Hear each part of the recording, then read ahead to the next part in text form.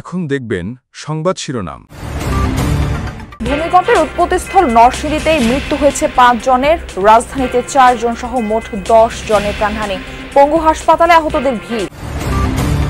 শোকে স্তব্ধ পুরান ঢাকার কষাইটুলি, মাংস কিনতে গিয়ে লাশ হয়ে ফিরলেন বাবা ছেলে। একই জায়গায় নিহত মেডিকেল শিক্ষার্থী রাফি, আহত মা হাসপাতালে।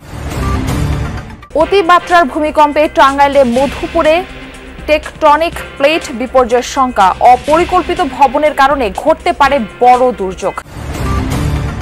নির্বাচনে সশস্ত্র বাহিনীকে গুরুত্বপূর্ণ ভূমিকা রাখার আহ্বান প্রধান উপদেষ্টার। সেনাকুঞ্জের সংবর্ধনায় খালেদা জিয়ার সাথে একান্ত বৈঠক।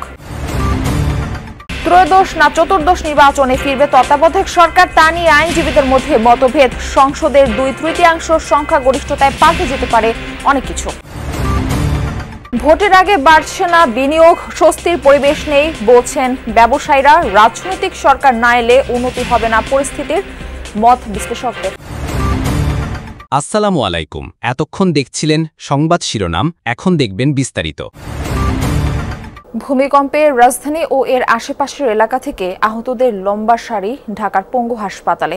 কারো ভেঙেছে হাত পা, কারো মেরুদণ্ডের হাড়। চিকিৎসকরা বলছেন আতঙ্কে দৌড়ে নামতে গিয়ে আঘাত পাওয়ার ঘটনাই সবচেয়ে বেশি। শুক্রবার সন্ধ্যা নাগাদ শতাধিক রোগী হাসপাতালটিতে চিকিৎসা নিয়েছেন, যাদের মধ্যে গুরুতর আহত 8 জনকে ভর্তি করা হয়েছে। বাকিরা প্রাথমিক চিকিৎসা নিয়েই ফিরেছেন। এদিনের ভূমিকম্পে এখন পর্যন্ত 10 জনের মৃত্যু হয়েছে।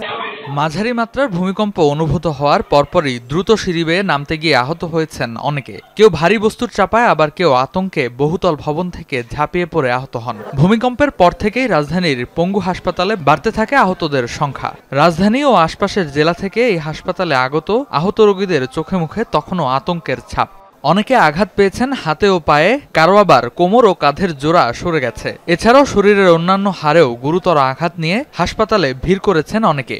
ভূমিকম্প তো আহত হয়েছে, কিন্তু তার চেয়ে বেশি আহত হয়েছে হচ্ছে আপনার ওই যে ওদের ভিতরে যে একটা আতঙ্ক আসছে, মানে যখন তারা হুড়া করে সিঁড়ি দিয়ে নামতেছিল বা দৌড়াদৌড়ি করতেছিল, যে ভিতরে যে একটা আতঙ্ক যে সৃষ্টি হয়েছে, ওটা থেকে বেশি দুর্ঘটনা ঘটছে। শুক্রবার সন্ধ্যা পর্যন্ত শতাধিক রোগী হাসপাতালটিতে চিকিৎসা নিয়েছেন, যাদের মধ্যে 18 জনকে ভর্তি করা হয়েছে।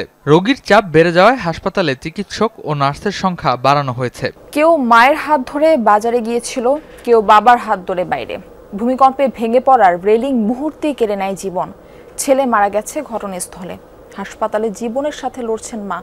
শুক্রবারের দুর্যোগে রাজধানীবাসী বুঝতে পারল জীবন কত ক্ষণিকের। ছেলে চিকিৎসক হবে, সেই স্বপ্ন নিয়ে রাফিকে বগুড়া থেকে ঢাকায় পাঠিয়েছিলেন বাবা। স্বপ্ন ভেঙে চুরমার হয়ে গেছে ভূমিকম্পে ভবনের ধসে পড়া রেলিংয়ের আঘাতে। শুক্রবার সকালে স্যার সলিমুল্লাহ মেডিকেল কলেজের 2য় বর্ষের শিক্ষার্থী রাফি তার মাকে নিয়ে গিয়েছিল বংশালের বাজারে মাংস কিনতে। কে জানতো সেটাই মায়ের সাথে রাফির শেষ যাত্রা। রাফি দুনিয়ায় নেই, হাসপাতালে শুয়ে থাকা আহত মাকে সে খবরও জানানো হয়নি। একই দোকানে বাবার হাত ধরে মাংস কিনতে গিয়েছিল 13 বছরের ছোট্ট রিমন। মাংস কেনা হয়নি, বাবা ছেলে দুজনেই ফিরেছেন নিথর দেহে। রিমনের আরও 3 ভাই ও 1 বোন আছে। বাবা আব্দুর রহিম ছিলেন কাপড়ের ব্যবসায়ী। সশস্ত্র বাহিনী দিবস উপলক্ষে সেনাকুঞ্জের সংবর্ধন অনুষ্ঠানে নির্বাচনে 3 বাহিনীর ভূমিকার কথা তুলে ধরলেন প্রধান উপদেষ্টা ডক্টর মোহাম্মদ ইউনূস। তিনি বলেন, এই নির্বাচনের মাধ্যমে নতুন বাংলাদেশের যাত্রা শুরু হবে। অনুষ্ঠানে যোগ দেন বিএনপি চেয়ারপারসন বেগম খালেদা জিয়া।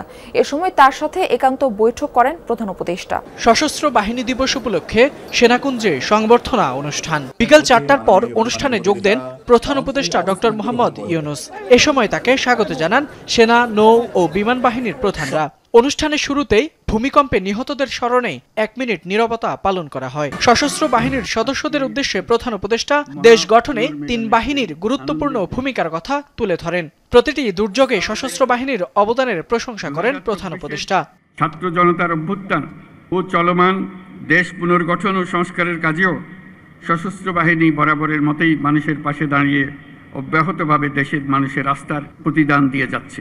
আগামী নির্বাচন খুবই গুরুত্বপূর্ণ উল্লেখ করে প্রধান উপদেষ্টা এতে সশস্ত্র বাহিনীর ভূমিকা কি হবে তা তুলে ধরেন। দেশের সার্বভৌমত্ব রক্ষায় আগামীতেও পেশাদারিত্বের সাথে কাজ করবে সশস্ত্র বাহিনী, এমন প্রত্যাশার কথা তুলে ধরেন প্রধান উপদেষ্টা। যে কোনো আগ্রাসী বহিঃশত্রুর আক্রমণ থেকে দেশের সার্বভৌমত্ব রক্ষার জন্য আমাদেরকে সদা প্রস্তুত ও সংকল্পবদ্ধভাবে থাকতে হবে। অনুষ্ঠানে আগত অতিথিদের সাথে শুভেচ্ছা বিনিময় করেন প্রধান উপদেষ্টা। উচ্চ আদালতের রায় সংবিধানে ফিরল তত্ত্বাবধায়ক ব্যবস্থা, কিন্তু এটি কার্যকর হবে কিভাবে? রায়ের পর এই তত্ত্বাবধায়ক ব্যবস্থা পুনর্বহালের সময় নিয়ে বিভক্ত মত আছে আইনজীবীদের। কেউ বলছেন রায়ের পর থেকে এটি কার্যকর, কেউ বলছেন এই ব্যবস্থা কার্যকর হবে চতুর্দশ সংসদ নির্বাচন থেকে। জুলাই সনদ ইস্যুতে গণভোট, সংবিধান সংস্কার সহ নানা ইস্যুতে এই রায় পরবর্তী সংসদে প্রভাব ফেলবে বলেও মত দিয়েছেন কোনো আইনজীবী। তবে সংসদের 2/3 সংখ্যাগরিষ্ঠতা ওলট পালট করে দিতে পারে অনেক কিছুই, বলছেন আইনজীবীরা। সংসদীয় গণতন্ত্রে ফেরার পর সরকার পরিবর্তনের পদ্ধতি হিসেবে সংবিধানে অন্তর্ভুক্ত হয় নির্দলীয় তত্ত্বাবধায়ক ব্যবস্থা। 3 নির্বাচন অনুষ্ঠানের পর আবারও আইনি পন্থায় বাতিল হয় এই পদ্ধতি। ফলে পরের 3টি নির্বাচন হয় দলীয় সরকারের অধীনে, যার সঙ্গী নানা বিতর্ক। বাতিল হওয়ার প্রায় 2 যুগ পর আদালতের রায়ে সংবিধানে পুনর্বহাল হলো তত্ত্বাবধায়ক সরকার ব্যবস্থা। প্রশ্ন হচ্ছে এর বাস্তবায়ন কিভাবে এবং কবে থেকে? অ্যাপ্লিকেশন তো কথা বলেননি যে এটা কোন সংসদ নির্বাচনের জন্য এটা কার্যকরী হবেন। বলেছেন ইমিডিয়েট প্রসপেক্টিভলি এটাকে অপারেশন দেওয়া হবে। প্রসপেক্টিভলি অপারেশন মানে হচ্ছে আজকের থেকে। সুতরাং অ্যাপিলেট ডিভিশন এই কথা বলেননি যে আগামী সংসদ নির্বাচন যেটাতে হবে সেটাতে এই বিধান কার্যকরী হবে না, এই কথা তো বলেননি। নির্বাচনকে ঘিরে চারদিকে অনিশ্চিত পরিবেশ। থমথমে অবস্থায় কাঙ্ক্ষিত মাত্রায় বাড়ছে না বিনিয়োগ, কমেছে মূলধনী যন্ত্রপাতি আমদানি। যদিও সরকারের দাবি অভ্যুত্থান পরবর্তী যে কোনো দেশের চেয়ে বাংলাদেশের বিনিয়োগ পরিস্থিতি সন্তোষজনক। ব্যবসায়ীরা বলছেন অবকাঠামোগত সংকট এখনো কাটেনি, নিশ্চিত হয়নি স্বস্তির পরিবেশ। বিশ্লেষকরা বলছেন রাজনৈতিক সরকার না এলে বিনিয়োগ, কর্মসংস্থান বৃদ্ধির সুযোগ নেই। শিল্প উৎপাদনে নেই চাঙ্গা ভাব, বলা যায় প্রায় 2 বছর ধরেই থমকে আছে উৎপাদন। অভ্যুত্থান পরবর্তী শিল্প উৎপাদনে স্বস্তিদায়ক পরিবেশ নেই, সংকুচিত হচ্ছে কর্মসংস্থান, উৎপাদন ব্যাহত হবার কারণ অনিশ্চিত পরিবেশ। মূলধনী যন্ত্রাংশ আমদানির চিত্রই জানান দিচ্ছে কতটুকু বেড়েছে নতুন শিল্প স্থাপন। চলতি অর্থ বছরের জুলাই সেপ্টেম্বর প্রান্তিকে আগের বছরের একই সময়ের তুলনায় কমেছে এলসি নিষ্পত্তি, অর্থাৎ শিল্প উৎপাদনের জন্য যন্ত্রাংশ আমদানি হলেও তার শতভাগ ছাড় হয়নি। বলা হচ্ছে অবকাঠামোগত সংকট আছে, তৈরি হয়নি স্বস্তির পরিবেশ।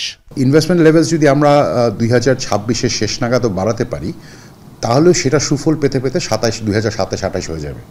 সো এই দিক থেকে আমরা যেটা আশঙ্কা করছি যে আগামী 1.5-2-3 বছর যদি আমাদের গ্রোথ রেট যদি লো থাকে, তাহলে কিন্তু আমাদের বড় ধরনের অন্য আরেকটা চাপ সৃষ্টি হবে। 3-4% গ্রোথ এমপ্লয়মেন্টে যদি আমাদের ইকোনমিক গ্রোথ যদি 3-4% লেভেলে থেকে যায়, তখন কিন্তু আসলে এই এমপ্লয়মেন্ট গ্রোথটা হবে না।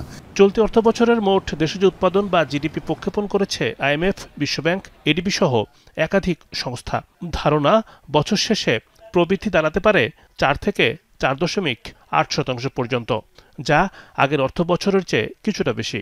কিন্তু নির্বাচন যতই ঘনিয়ে আসছে ততই বাড়ছে অস্থিরতা। এমন অবস্থায়